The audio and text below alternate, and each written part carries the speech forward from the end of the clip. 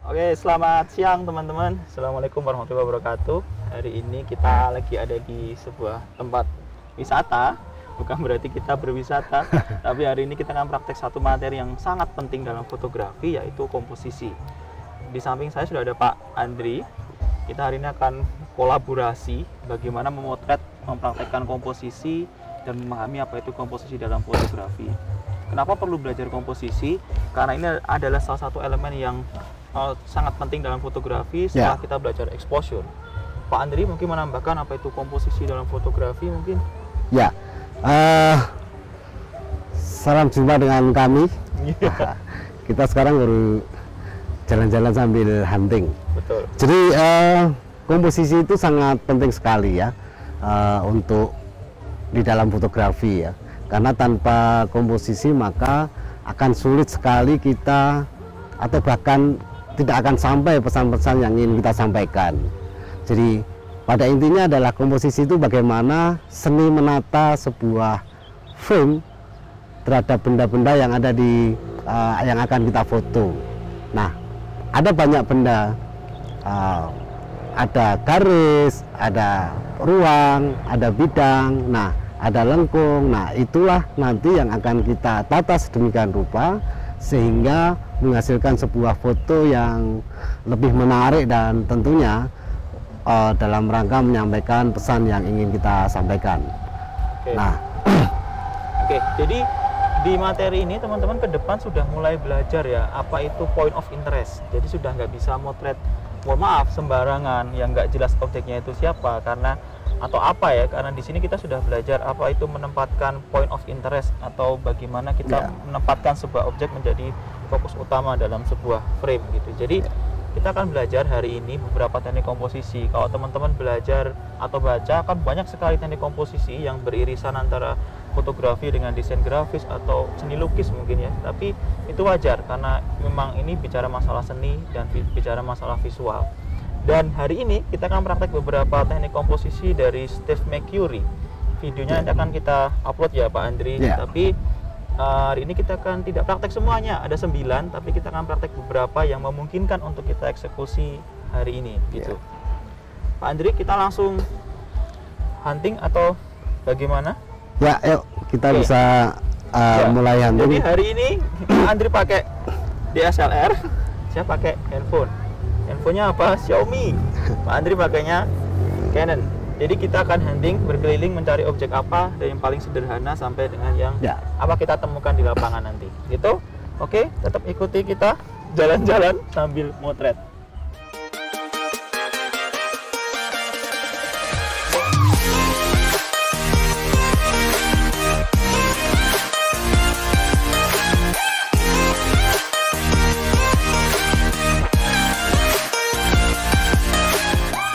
Oke, selamat siang teman-teman. Kali ini kita akan coba praktekkan bagaimana kita membuat komposisi fill the line. Fill the line ini adalah bisa kita temukan melalui garis-garis yang menemukan pada satu titik yang nanti akan menjadi fokus perhatian kita. Nah, keuntungan dari fill the line ini adalah kita bisa membuat sebuah objek kita atau subjek foto kita itu lebih menonjol. Karena apa? Karena perhatian mata kita nanti di dalam foto itu dari garis-garis itu nanti akan menemukan pada satu titik objek. Nah, pada bidang ini adalah garis-garisnya ada tanaman-tanaman wortel ini. Kemudian ada sisi gunung pegunungan yang dari kiri dan dari kanan. Dan dia akan bertemu di satu titik, yaitu di gubuk tani ini. Oke, kita akan coba ambil satu frame. Oke.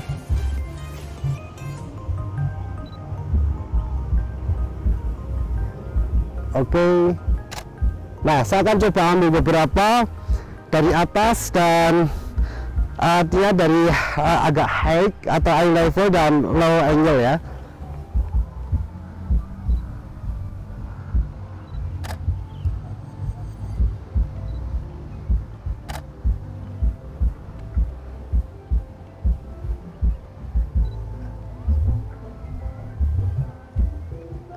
Oke, kita coba agak dekat sedikit.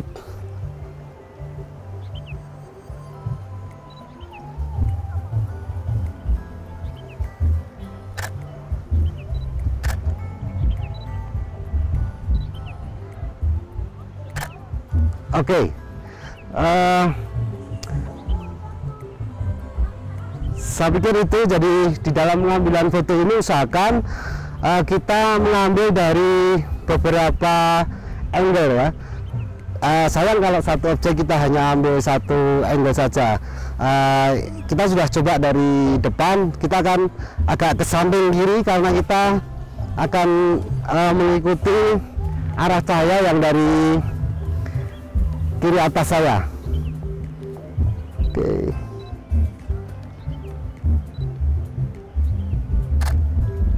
Oke.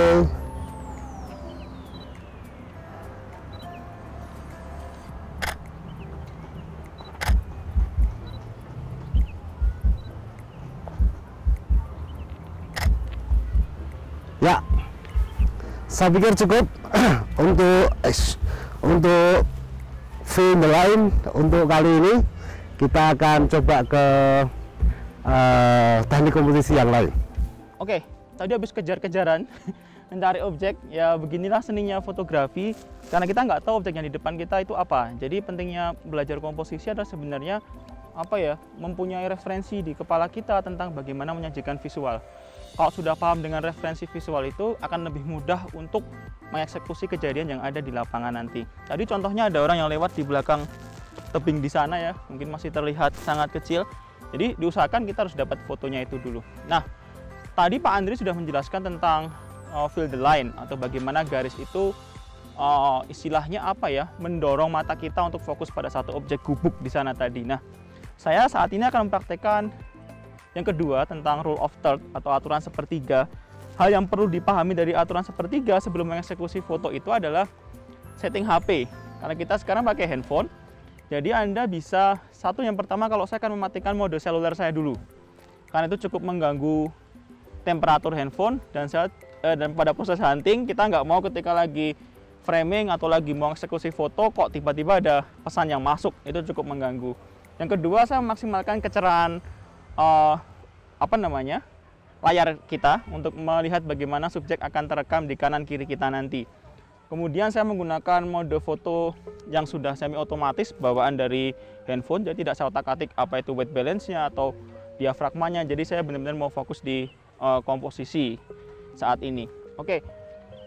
Yang selanjutnya adalah mengaktifkan grid pada handphone Anda.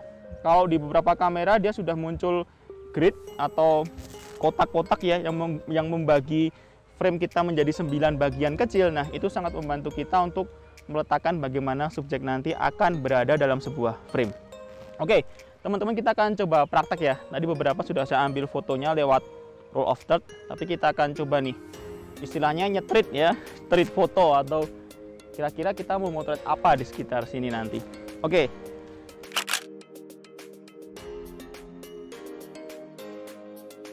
Oke, teman-teman, di belakang saya kalau kalian lihat sudah ada kejadian yang menarik ya. Aktivitas petani sedang beraktivitas di ladang mereka. Ada satu yang ingin kita praktekkan di sini, yakni komposisi rule of third. Ini sangat basic, mendasar, dan paling banyak dipelajari orang di awal belajar fotografi. Rule of third itu adalah tadi, kalau saya bilang di awal, nyalakanlah grid kamera Anda untuk membantu Anda menentukan frame dalam satu buah foto.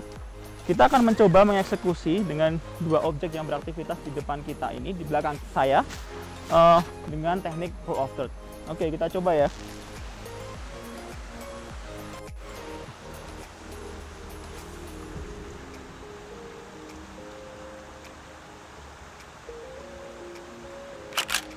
Kalau horizontal kira-kira membosankan, Anda bisa mencoba dengan vertikal. Selanjutnya, jangan lupa kalau Anda memang membutuhkan zoom in, lakukanlah zoom in itu agar Anda mendapatkan komposisi yang lebih detail.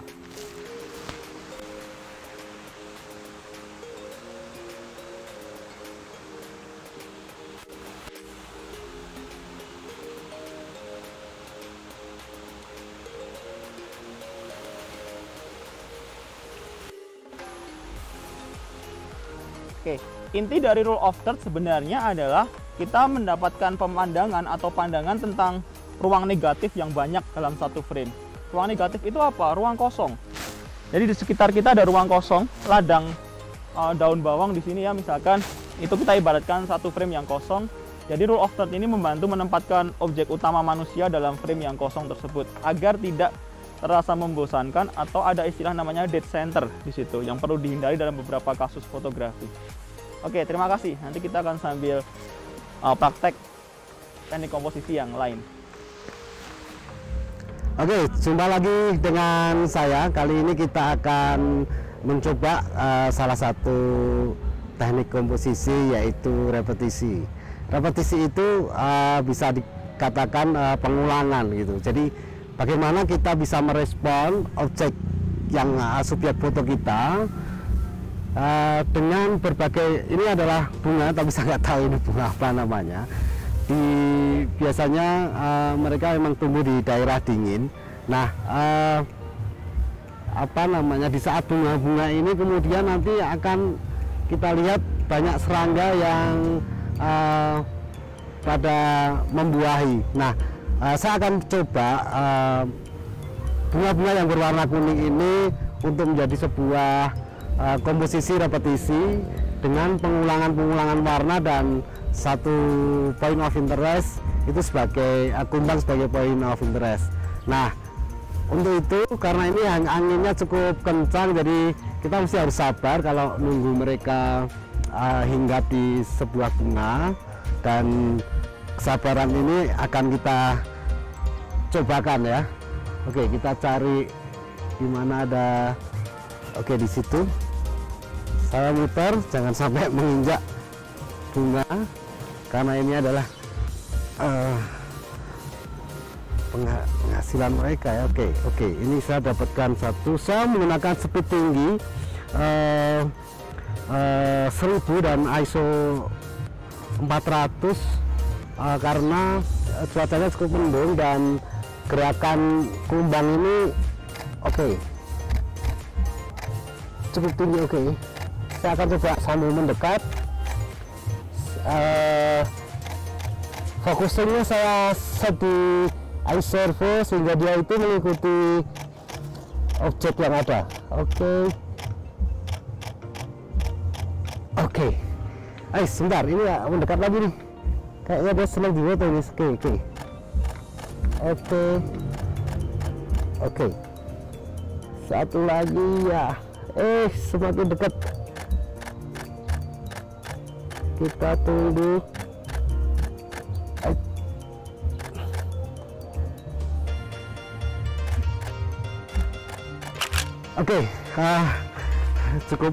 Cukup lega ya bermain-main dengan satu serangga, dan sebenarnya pada objek yang seperti ini kita tidak mesti harus memaksakan membuat repetisi. Misalkan kita membuat framing itu juga menarik ya, karena di antara bunga-bunga itu kemudian ada serangganya di sana, dan latar samping kanan kiri atau belakang itu kita blurkan sehingga kita buat sebuah frame sehingga titik fokus itu pada subjek yaitu serangga.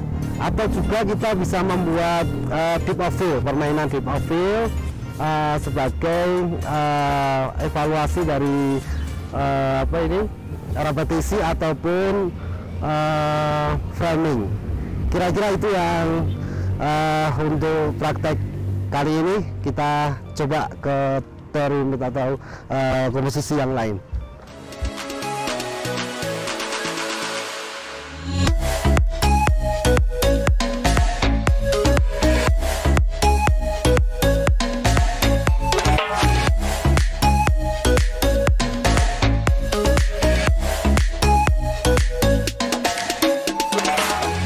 Teman-teman, barusan ada satu elemen yang menarik dalam fotografi adalah interaksi dengan orang lain. Ketika Anda mau mengambil foto seseorang atau aktivitas orang lain sedang melakukan kegiatannya sendiri ya, jadi Anda harus minimal meminta izin dulu. Artinya berinteraksi, nggak hanya basa-basi sih, tapi menurut saya membangun bonding itu penting ya dengan orang di sekitar Anda. Anda kan pendatang, kita tuh pendatang di sebuah lingkungan dan kita mau ambil foto beliau atau mereka. Jadi ya berinteraksi, minimal menanyakan kabar atau apalah dalam bahasa Jawanya, mungkin Anda bisa membangun interaksi dengan hal yang paling sederhana seperti itu. Tujuannya apa sih? Untuk mencari kedekatan. Contohnya seperti ini.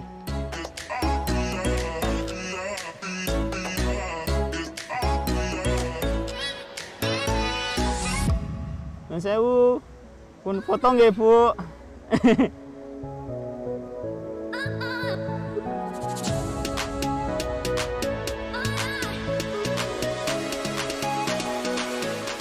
Oke, kita lanjut cari yang lain yuk.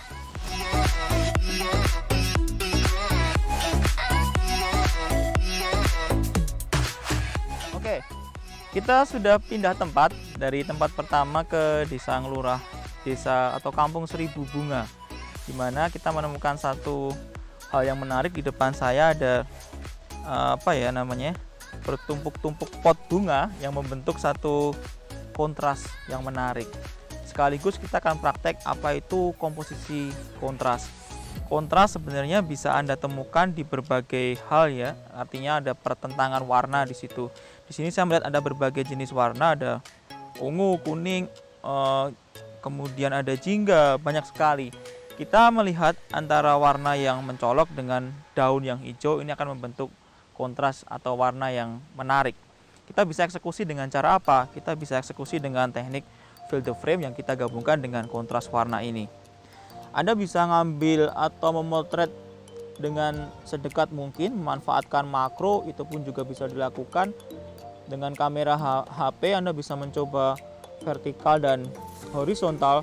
Kemudian Anda bisa fokus pada warna-warna yang sebenarnya secara natural dia sudah terbentuk dari penataan seperti ini. Jadi komposisi itu sebenarnya bagaimana kita menyajikan apa yang kita lihat itu selaras dengan apa yang dinikmati oleh penonton karya Anda nantinya.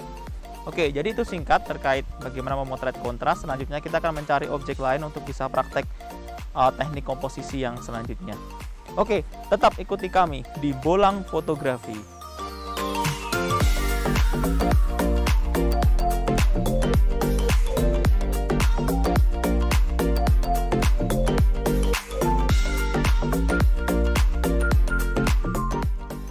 Oke, sampai ketemu lagi dengan saya. Kali ini kita berada di Desa Seribu Bunga di Ngelurah, masih di Karanganyar tapi agak terpisah di bagian selatan.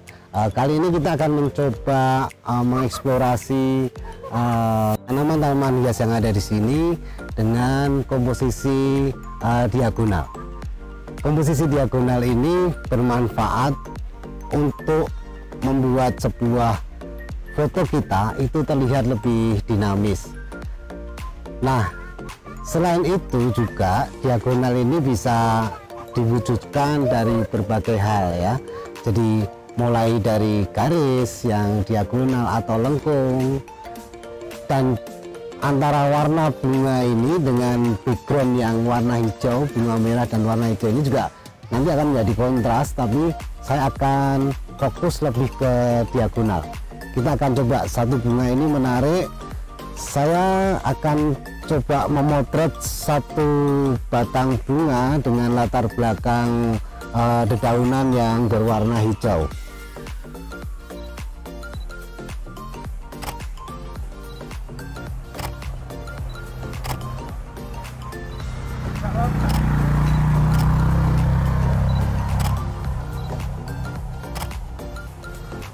Oke, sengaja untuk pemotretan ini saya buat agak under supaya kontras antara latar belakang yang berwarna hijau dengan bunga yang berwarna merah itu lebih terasa ya, lebih terasa, sehingga penonjolan objek bunga akan lebih menarik dan terlihat lebih indah. Oke, sampai ketemu selanjutnya.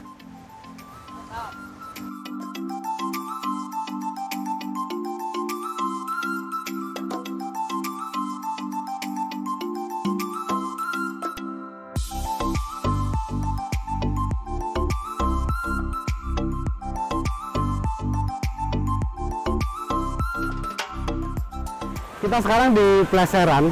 itu ada bumi perkemahan dan di sini ada air terjun. Itu saya lihat ada 3 anak yang lagi bermain air. Coba saya frame.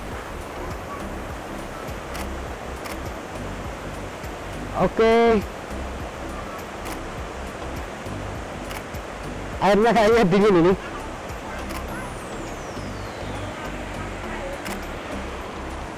Sebentar. Oke.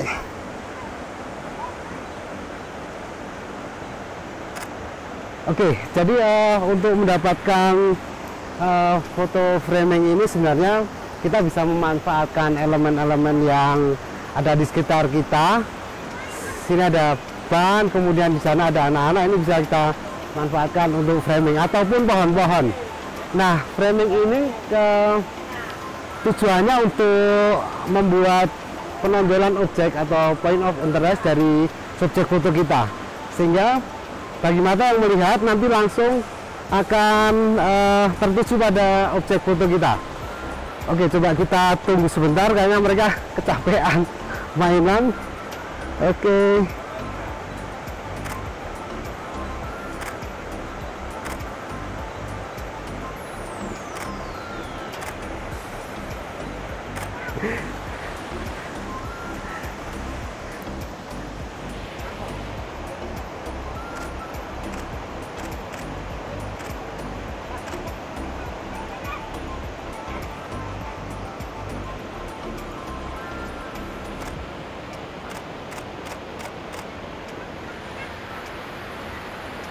Oke, saya pikir cukup. Jadi dua anak itu menarik sekali.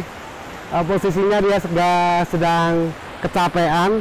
Saya akan coba bikin variasi dari framing ini dengan memanfaatkan gerakan air dengan cara kita gunakan speed rendah ya, speed rendah. Oke.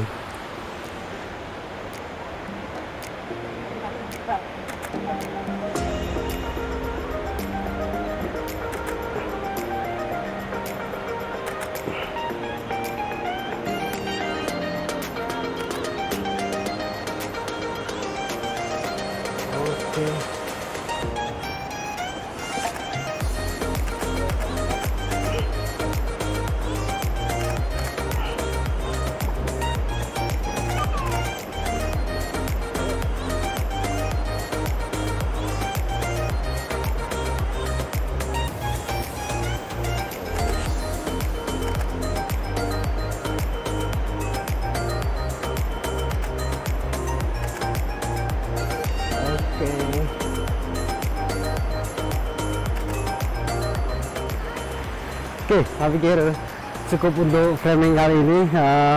Menarik sekali fotonya, sangat natural dan point of interest di anak-anak itu terlihat cukup jelas. Oke, terima kasih.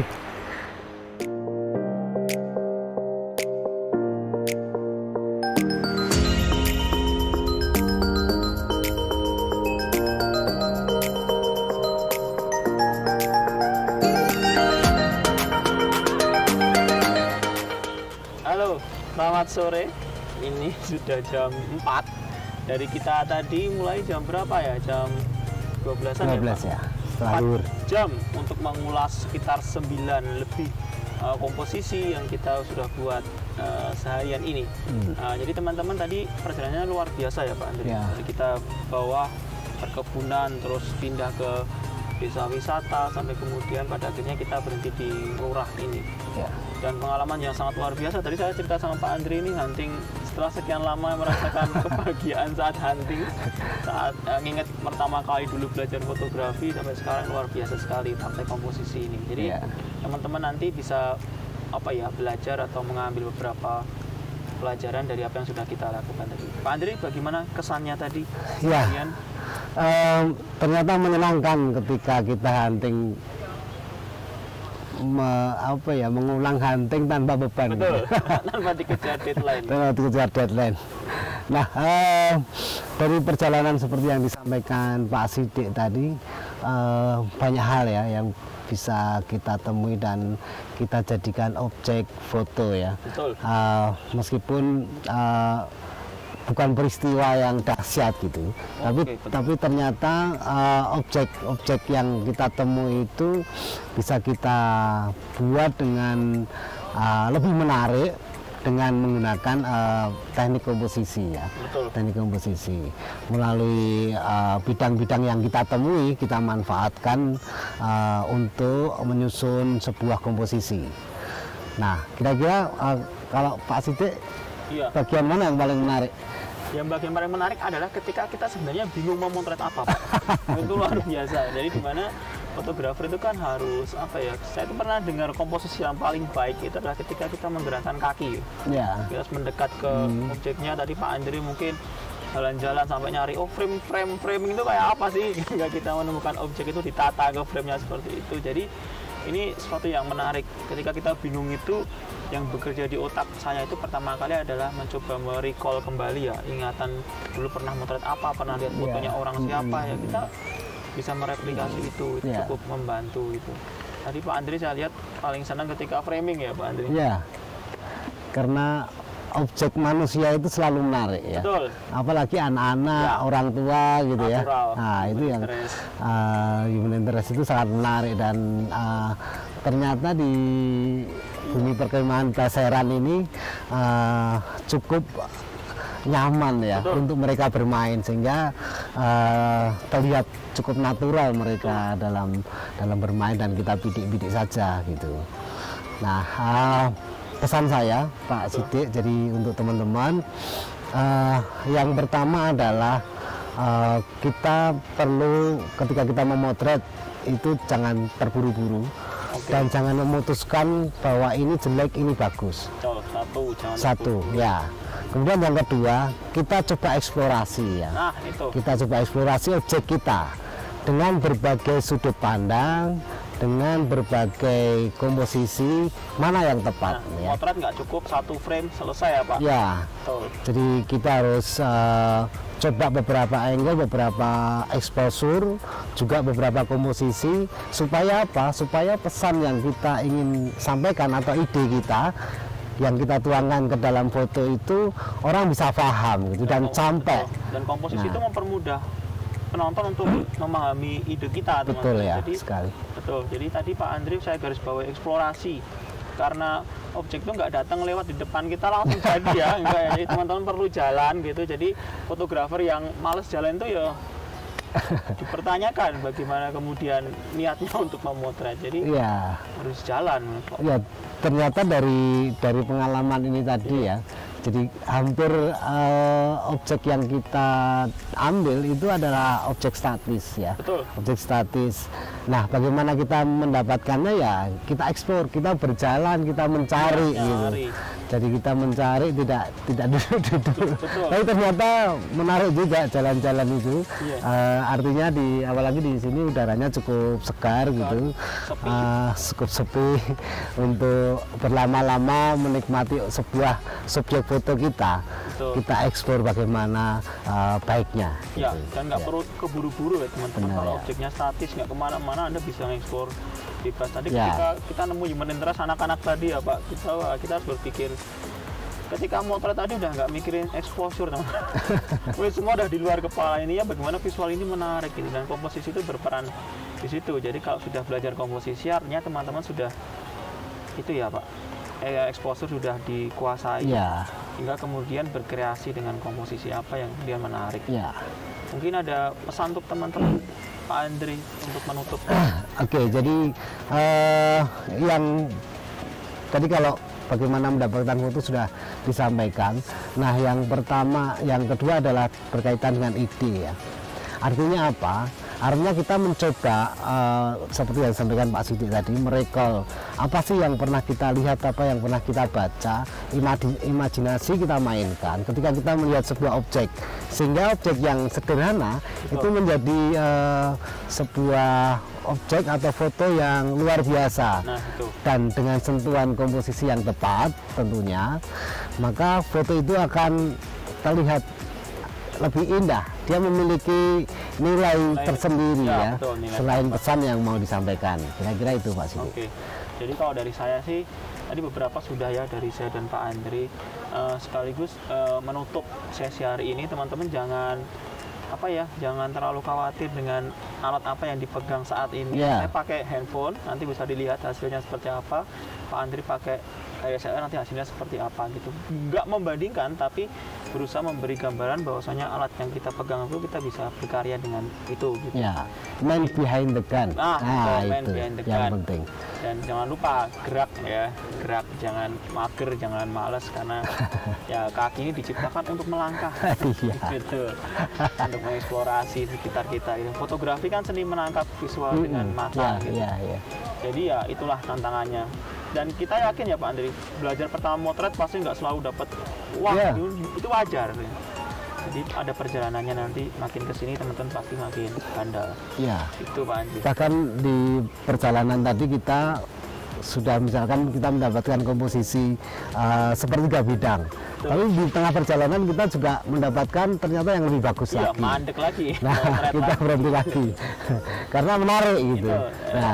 Nah, itulah yang seperti saya sampaikan, berjalan itu menjadi penting ketika kita ingin mencari objek-objek yang memang menarik bagi kita dan bisa menyampaikan pesan kita ke audiens. Dan Pak Andri tadi nggak pernah matiin kamera, teman-teman. Kameranya standby terus ya. Ini yang penting ya. Jadi jangan disambi Instagraman, jangan disambi pakai handphone, jangan sambi WA-an gitu kan, yang depan akan kelewat. Gitu. Jadi itu ya Pak Andri, sudah kita rangkum semuanya. Selebihnya nanti teman-teman akan belajar di materi yang kita share, kemudian tambah materi PowerPoint, ada materi bacaan juga, banyak lah gitu. Jadi kita tutup hunting sore hari ini Pak Andri. Dengan apa ya? Ada kata mutiara menutup sesi kita. Tetap on kamera.